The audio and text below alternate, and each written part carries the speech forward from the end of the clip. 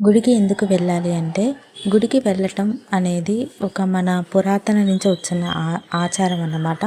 మొక్కుబడి వ్యవహారం కాదు అది గుడికి వెళ్ళటం.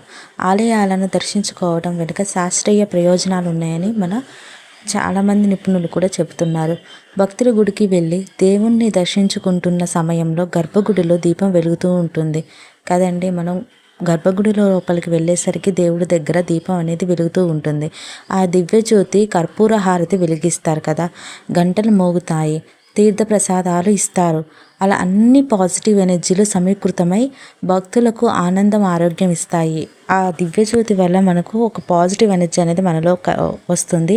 మనలో దివ్యశక్తి ప్రవేశించి మనకి తేజస్సుని అందిస్తుంది. కనుక ఆలయానికి వెళ్ళటం కాలక్షేపం కోసం కాదు, ఎన్నో శక్తి తరంగాలు ప్రవేశిస్తాయని శాస్త్రాలు నిరూపిస్తున్నాయి. అందుకని మనం ఆలయానికి వెళ్తూ ఉంటాము. ఆలయానికి కూడా వెళ్ళాలి. గుడికి వెళ్ళటం వల్ల చాలా ప్రయోజనాలు ఉంటాయి. మనసు అనేది చాలా పాజిటివ్గా ఉంటుంది. ఎందుకంటే అక్కడ అంతా గుడి నిర్మించేటప్పుడు యంత్రాంగాలు కానీ పాజిటివ్ ఎనర్జీ ఉన్న చోట గుడిని నిర్మిస్తారనమాట. Thank you for watching.